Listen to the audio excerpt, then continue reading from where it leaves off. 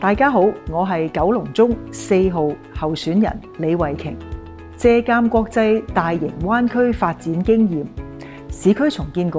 現在正係進行大型東維港灣區海濱研究。立法會亦都已經修訂保護海港條例，未來我哋係可以將連接散落地區嘅海濱，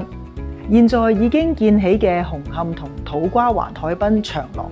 可以加上行人棧道、登岸梯級等等，改善佢哋嘅連接性，包括用浮台、碼頭、觀景台等等嘅小型填海設施，修補呢啲斷裂位。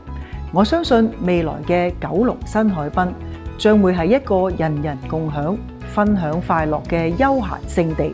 亦都會成為香港新地標。支持4號李慧瓊，支持我哋嘅海濱規劃倡議。